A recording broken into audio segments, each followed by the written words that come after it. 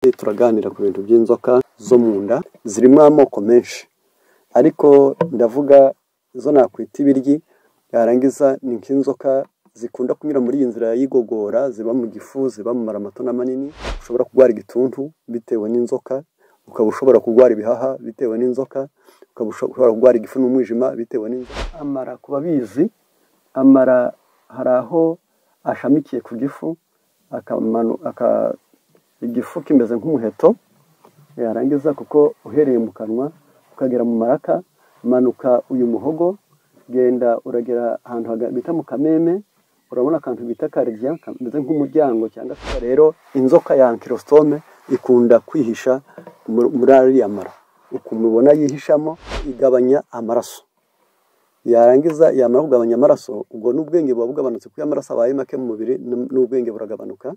Ngo uruhu nabwo rureruruka. Hari ukuribwa mu kiziba cy'inda, uhereye mu mukondo kujyana hasi ugahora uribwa, harimo imvururu. Karoti ebyiri ubyutse ukazirya utaranywa amazi, ukabikora iminsi 7. Linda Afya. Nitwa Nzungu Gadi, tuganira iby'iyobokamana ariko mu birebana n'ishami ry'ubuzima. Reka dusenge. Turagushimye Data wa twese ukiranuka uri mu ijuru, uburinzi bwawe bubanye natwe. Dufite uyu munsi n'uyu mwanya uduhaye, izina ryawe nirihimbazwe. Tugusabye kutuba hafi ngo duhe kumva no gusobanukirwa mu izina rya Yesu, amen. Mu birebana n'ubuzima tuganiraho uyu munsi, turaganira ku bintu by'inzoka zo mu nda, zo bita vers intestinaux, nubwo atariho ziba gusa, ntabwo ziba mu mara gusa. Kandi mu nzoka nazo tuganiraho, turaganira inzoka bita ankylostome. Ni inzoka igiye gusa n'umuringa, ni inzoka ndende, ni inzoka ikunda gufata mu mukondo, ariko ishobora kuzahaza abantu ikabamerera nabi. Reka rero uko twiga ijambo ry'Imana, kugira ngo nibura tuganire kuri ibyo bintu byitwa indwara y'inzoka, tuvuge uko ivurwa, tuvuge uko ifata, tuvuge ibimenyetso umuntu yareberaho ko ayifite, turebe n'icyo umuntu yakora ngo ayirinde. Kuyirinda, kuyivura, kumenya ko uyirwaye, niyo ntego y'icyigisho cy'uyu munsi. Yesu igihe yazaga mu isi, ubwe wenyine yavuze ibintu byinshi cyane byari bimuzanye. Kuba byumva biroroshye kubyumva. Muri Matayo 8 haranditse ku murongo wa 5 ngo ageze i Kaperinaumu, haza umutware utwara umutwe w'abasirikari, aramwinginga ati, mwami, umugaragu wanjye aryamye mu nzu, yararemaye, arababaye cyane. Aramubwira ati, ndaza mukize. Umutware w'abasirikari aramusubiza ati, mwami, ntibinkwiriye yuko winjira mu nzu yanjye, ahubwo utegeka gusa, kuko umugaragu wanjye arakira. Farawo ati, kuko nanjye ndi umuntu utwagwa n'abandi, nanjye mfite abasirikari ntwara. Iyo mbwiye uyu umwe nti genda, aragenda. Nabwira undi iti ngwino, akaza. Nabwira umugaragu wanjye nti kora iki, akagikora.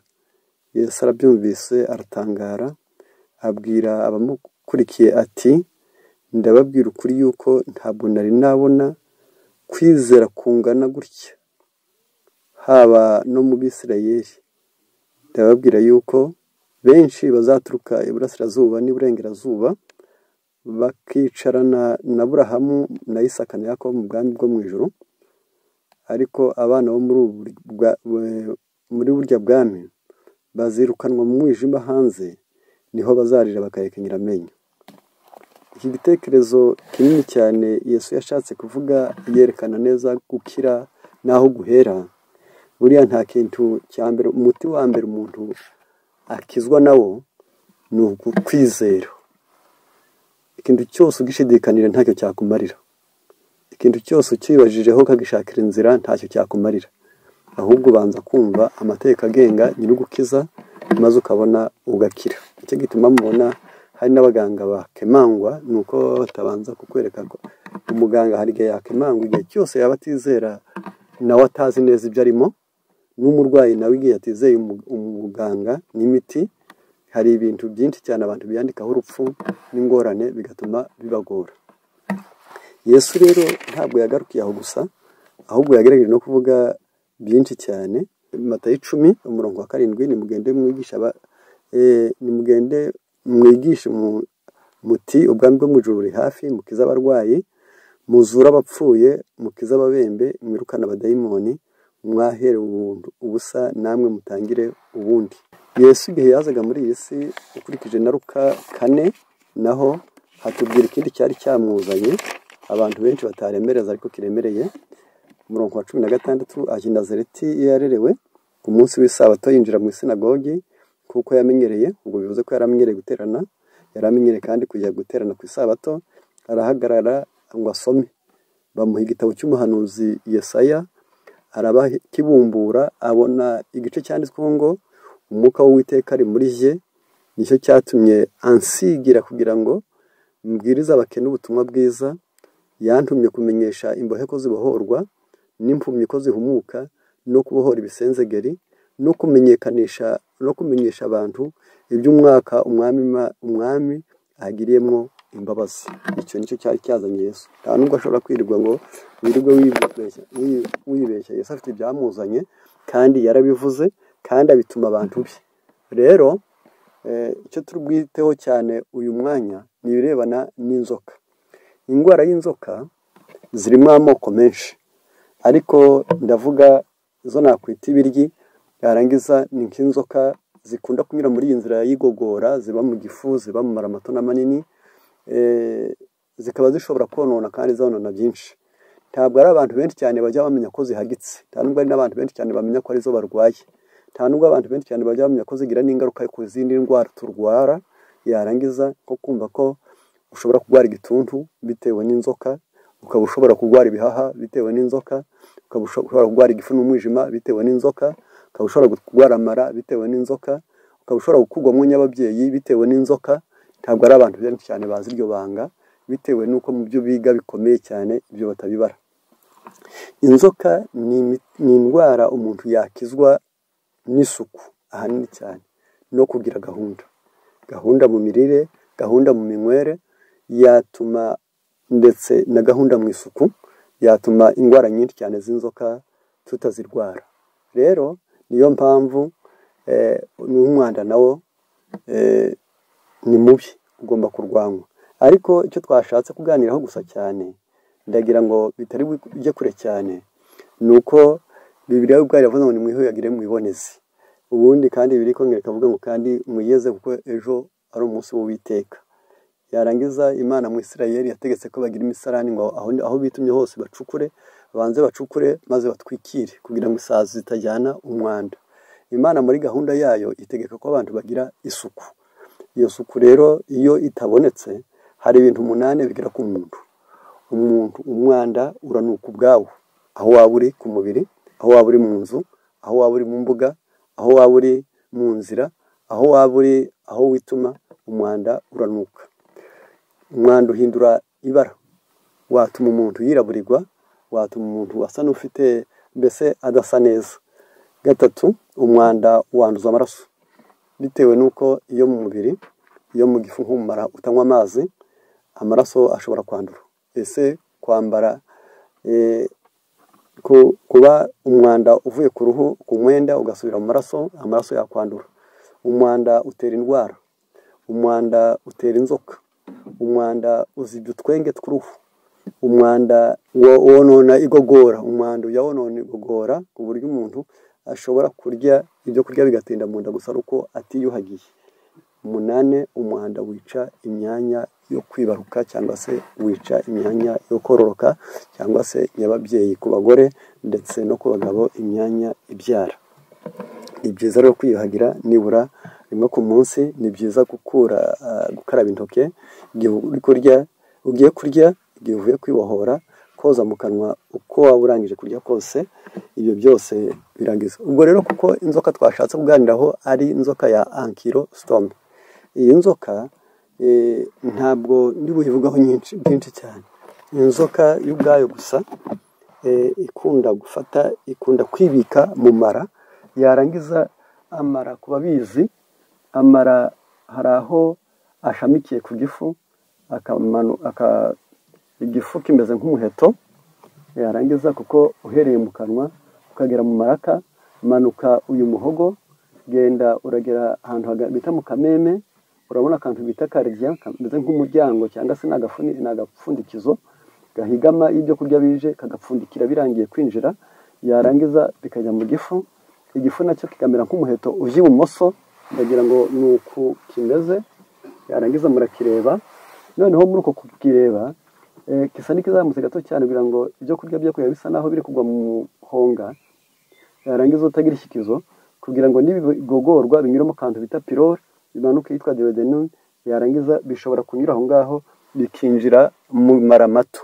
Muri uko kwinjira muri aya mara mato benshi babona bisa naho byagiye bimera nkaho ari agahanda kimwe k'amakoni byonyine ubwabyo gusa.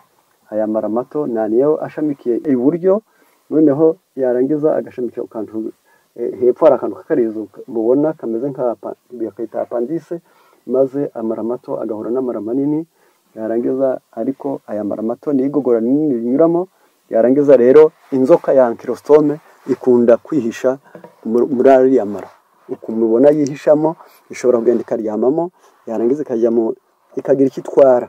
Rero ni inzoka y'ubwayo gusa ankylostome, hafi y'abantu 25 ku isi barayirwaye. Usomye mu gitabo cyitwa L'essentiel de l'évangélisation sanitaire, iyi nzoka abantu 25 ku isi barayirwaye. Irama nimbi kuko ishobora kuba mu muntu kuva mu myaka 2 kugeza ku myaka 10. Ubwo bivuze ngo nayo ni ubumuga umuntu ayifite ikaba itavuyemo. Ingore yayo itera amagi ibihumbi n'ibihumbi, 2 miliyari d'œufs. Noneho kubw'ibyo ubwo bivuze ngo igeze igihe cyo kubyara, ikaba igeze igihe cyo gutera amagi, itera amagi menshi, ndetse kandi rimwe ku munsi. Niba ku munsi ntabwo itera igi rimwe cyangwa abiri, si nk'inkoko, nta nubwo imeze nk'inka byara rimwe mu mwaka, ahubwo ishobora igitera amagi menshi. Kuyikingira ni ukwiyituma mu misarani miremire, ubwo na ya misarani migufi iyo abantu baba bareba ukabura kureba umwanda, ukabona ukuntu inyunyu zinyuramo, yahindugera mu mwuka ugahera ko gusanga iyo misarani nayo ikwiriye kuba ari miremire cyane. Icyo nacyo ni ubundi buryo bwo kuyirinda. Fati ni bibi rero kugendesha ibirenge ahari ibyondo by'amazi y'imvura, ni ukuvuga ngo kwa kundi imvura ibihise yarangiza ikamanura imikuku, yarangiza aho bihagaritse, aho bitumye abana bitumye ku muryango, imisarani yuzuye, yarangiza bigakumura bikajyana mu kibaya. Hari igihe imboga zaho cyangwa se kuhagenda wambaye uri mu byondo gusa bishobora gutuma wandura iyi nzoka. Rero iyi nzoka y'ubwayo gusa ifite ibimenyetso 17 itera umuntu kugira ngo uyisuzume. Ndagira ngo kubabireba, bwa mbere irya amaraso kuko ibiri mu mara, noneho ikatuma amara atagogora neza, bigatuma amaraso y'umuntu aba make, bigatuma agira icyo bita anémie. Kubabikurikiranira hafi, ifitera icyo bita anémie, paresse, fatigue, faiblesse, essoufflement, accélération de pouls, œdème, impuissance chez l'homme, douleur abdominale, diarrhée, manque d'appétit, perte de poids, iyo bita pneumonie, asthme, insuffisance cardiaque, manque de croissance,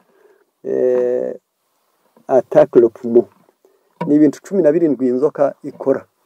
Usomye muri icyo gitabo cyitwa L'essentiel, turi buze kureba noneho ngo turebe icyakorwa, umuntu wese agerageze kubyumva. Igabanya amaraso, yarangiza yamara kugabanya amaraso, ubwo n'ubwenge buba bugabanutse kuko amaraso abaye make mu mubiri, n'ubwenge buragabanuka. Ngo uruhu nabwo rureruruka, ugasanga umuntu ntakeye, yoze nk'abandi ariko ntakeye. Icyo nacyo ni ikindi. Gatatu ni uguhorana intege nke, tiwakoze kuruta abandi ariko ugahorana intege nke. Yarangiza niho umuntu ukagira yewe ukabura n'imbaraga, nabyo umunaniro ukagufata kenshi. Yarangiza akantu gato ukabunaniwe, akantu gato ukaba ufite umunaniro, ndetse ugahorana intege nke. Abantu nk'aba bahora biruhutsa, ntacyo atuye, ntacyo yakoze, akakuriye kose ariko gahora yiruhutsa. Gatandatu ni uko umutima w'uyu muntu utera uhumbaguriza, yarangiza bapima kwa muganga bati nta mutima urwaye n'iki byose, ariko ikibiteye ari ankylostome. Yarangiza ikabatuma indwara nyinshi zo kubyimbagirana, izo nazo zishobora guterwa n'iyo nzoka. Abagabo benshi iyo ishobora konona umuntu akibyiruka ikamutera igabanuka n'ubushobozi n'imbaraga zirema kororoka cyangwa se intangangabo, yarangiza bigatuma umubiri we ukorana intege nke, bagashaka impamvu bakabiyoberwa. Rero utazi cyangwa wese bakubwira ngo umenye yararozwe. Hepfo ati hari ukuribwa mu kiziba cy'inda uhereye mu mukondo kujyana hasi ugahora uribwa, harimo imvururu, utonekara, wigorora, wunama, umugongo ucika, gira agaseseme katagira impamvu, yarangiza wumva wamukorwa, yewe hariho byinshi. Yarangiza saho gusa ku ngingo ya 10 ni uguhorana impiswi itagira impamvu. Icyo nacyo ni ikindi gishobora gutuma umuntu bigaragara ko afite inzoka ya ankylostom, yarangiza ntabwo yamibe ariko ahorana akantu k'impiswi. Manque d'appétit ni ukubona buri gihe tiwabuze ibyo kurya, tibitetse nabi, nturwaye umuriro, tiwarutse, tiwarushye, ariko buri gihe ugahora henda kurya ibyo. Ariko tiyobagije ko hari igihe abantu bashobora kubura appétit bitewe n'icyo bita anorexie psychologique, amahoro make yo mu bwenge, akaba ashobora gutuma inshingano nyinshi, stress se, depression, ibyo bintu nk'ibyo byinshi cyane bituma by'umuntu utaguwe neza, dore ko turi muri iyi si hari igihe umuntu agubwa nabi ariko ibyo atabwira n'abandi. Ibyo ni nko kubura abagufasha kandi bahari, ni kubura abakubwira inama kandi imyaka ihari, hari na benshi. Yarangiza ukaba ushobora kubikira aho ubikira karibu bakwiba, yarangiza mbese ukandagazwa nawe ushakira ishema. Ibyo nabyo bishobora gutuma umuntu ananirwa kurya. Perte de poids, hari igihe kibaho ukabona umuntu arya nk'abandi ariko ibiro ntibyongera, yarangiza ugasanga buri gihe ahura n'umuyaga, niko babyita. Yarangiza icyo nacyo gishobora kuba ari ankylostom. Ndetse umusonga, hari igihe amaraso y'umuntu abamwe amazi make, yarangiza bitewe n'iriya nzoka yanywa, yarangiza bigatuma umuntu ahorana imisonga. Abana benshi, abantu bakuze kugira ati kiramfashe, abona umuntu arahagiye, yarangiza abandi benshi bahagwara amahwima iyo akomeza gukora ku gihaha. Yarangiza ubwo mbese ironona cyane cyane ko icyahereye ku maraso burya kiba gifasha umubiri wose, kuba bizi, kuko amaraso ni nka essence mu modoka, agera hose. Yarangiza rero yagabanutse, ubwo hariho ahabura amaraso, hakananirwa inshingano, hakananirwa umurimo waho. Saho gusa, ahubwo hari n'igihe umutima wawe uhorana intege nke, ukababara ibikano, ukagira amaboko afite intege nke, ntugarukiraho gusa byonyine ubwabyo gusa, ugasanga buri gihe urwaye ibikano, ugasanga agatuza kararemereye, amaguru yawe akagira intege nke. Ibyo akaba ari ibimenyetso by'uko umutima wawe ari umunyantege nke. Abana bazifite ntibagira igikuriro, noneho n'abantu bakuru hari igihe abantu bavuze ngo igikuriro k'ibiro ni iby'abana gusa. Hari igihe inzara zidakura, hari igihe zuma, hari igihe zimungwa, hari igihe zisaduka, hari igihe amenyo atoboka, hari igihe umusatsi upfuka, hari bityo burya ibyo bita croissance bya buri munsi, kuko umubiri usaza buri munsi, hari igihe bigabanuka bigenze bityo. Noneho ku bw'ibyo iyi inzoka ishobora no kujya mu gihaha, yarangiza ikagira icyatwara. Rero niyo mpamvu twashaka ngo nibura abantu benshi bajye bamenya neza ko Imana ikunda isuku, nta yindi mpamvu ari ukugira ngo abantu bakire n'inzoka. Iyi nzoka ntabwo ifungwa n'ibintu byinshi, ahubwo nubwo harimo n'ibiyivura byinshi, ariko hariho n'ibyoroshye kuboneka, ni nka karoti na tungurusumu. Iyo ufashe karoti ebyiri ubyutse ukazirya utaranywa amazi, ukabikora iminsi 7, yarangiza ntabwo ari ankylostom gusa ubuvuye ni karoti ebyiri nziza, ibyo bita grandeur moyenne. Ntushaka uduto kandi ntushaka bya bindi bita karoti obese, oya, ni karoti nziza. Yarangiza ariko ziri mu rugero, ugafata ebyiri ukazirya utaragira ikindi unywa cyangwa urya. Ubwo bivuze ngo inzoka ziracyararamye, niko babyita abakuru. Yarangiza zigasorera kuri iyo karoti. Ntabwo ari abantu benshi cyane bazi ko ikintu kidasharire cyakwica inzoka. Ntabwo inzoka zishwa buri gihe n'igishariye, ahubwo hari n'igihe uzicisha ubushobozi burenze ubwazo gusa, zigasinda, zigata ubwenge. Ari uko bimeze, ukazirya noho ubyutse, yarangiza wamaze gukaraba, wabinyuguje ukazirya, yarangiza ejo mu gitondo ukazirya, ejo bundi ukazirya, iminsi 7, nimugoroba ukarya tungurusumu 3, nenye niba ari ntoya, 3 niba ziri mu rugero, ni za zindi 2 niba ari bya bindi binini cyane. Yarangiza nabyo ukabikora iminsi 7 zo ukazirya wenda kurya. ubu uvuye inzoka ya ankylostom twamaze kwiga, ukaba uvuye inzoka ya trichocephale, ukaba uvuye inzoka bita ascaris, ukaba uvuye inzoka bita oxyle, ukavura inzoka bita tenia. Noneho icyo bita imanika. Izi nzoka ziri mu bintu bizonza abantu, nicyo gituma tutemererwa na gato ko umuntu afata ibyo kurya atakarabye ngo arye. Yarangiza ni nayo mpamvu n'igihe inzara ikuzonze mbe wagira ute, niba bashaka twa dupapuro dufasha ukagafata, yarangiza ukakagira. Ndetse n'igihe wafata n'agasashi gato ukakambara, ariko ntufate intoke zakoze ku wundi muntu, zikozeho ugiye kwihagarika, zikozeho ugiye kwituma, zagiye mu musarani zigafata kuroga abandi bafasheho, zicaho abandi bari dufite henshi twakwandurira inzoka. Niyo mpamvu tugomba gukaraba. Rero nicyo gituma n'abaryi n'abagabura bose bakwiriye kwita cyane ku isuku y'intoke mu gihe abantu bajya kurya. Yarangiza kuko ndetse hari abandi nabo bazandurisha, ukabona afashe rwose icupa yenda kunywa amazi arafunduye, cyangwa se yenda kunywa inzoga ku bafata inzoga, ukabona afashe izo ntoke ze arapfunduye akuyeho ka kajegeri, niko twe tukita. Yarangiza agahera ko agasa n'uhanaguye akanywa, akibagirwa yuko aho agenda gushyira umunwa ahanaguje intoke ahashyize inzoka. Noneho ku bw'ibyo abakoresha kurya ubunyobwa, ababugura se, ababutekerwa, abatekerwa amata batazi uko byagenze, izi nzoka zikunda kubafata cyane. Inzoka rero ishobora gutera amaraso make, igasubiramo mu gifaransa kivuge no mu kinyarwanda anémie, ubu ni amaraso make. Parere ni uguhinduka k'uruhu, fatigue ni umunaniro, faiblesse ni intege nke, essoufflement ni ukwiruhutsa kenshi, accélération des pouls ni umutima utera nabi uhumbaguriza, wedeme ni ukubyimbagirana, puissance chez l'homme ni igabanuka cyangwa se ubushobozi buke bwa kigabo, douleur abdominale, yarangiza ni ukuribwa mu kiziba cy'inda cyangwa se mu nda, diarrhée ni ukugira impiswi, manque d'appétit ni ukutaryoherwa, perte de poids ni ukuzimiza ibiro cyane, pneumonie ni umusonga, asthme ni ubuhwima, insuffisance cardiaque ni umutima w'umunyantege nke utera buhoro, manque de croissance ni ukubura igikuriro, ndetse ibyo bita attaque au poumon, ankylostome yagira ikitwara igihaha. Rero ku bw'ibyo niyo mpamvu imyanda myinshi cyane twayikugwaho n'amazi asanzwe tugakaraba, ariko hariho n'imyanda Bibiliya ivuga muri Ezekiyeli 24 umurongo wa 11 n'uwa kugeza 12, 24 Ezekiyeli umurongo n'uwa 11 havuga ko hariho izindi nyiranye nyinshi cyane umuntu yakwiyezaho imyanda, maze uyitereke ku makara y'umuriro urimo ubusa kugira ngo ishyuhe cyane, umuringa wo kuri yo ushye, kandi umwanda uyirimo ushonge, ingese yayo ibone gushiramo. Uvuga ngo hariho ibintu byinshi cyane utakarabisha, ahubwo bisaba ko ushyushya. Niyo mpamvu nk'abakorera imikati kabagira bati babanza gushyushya kugira ngo niba ikintu cyose cyambuga hari imyanda yicwa n'umuriro.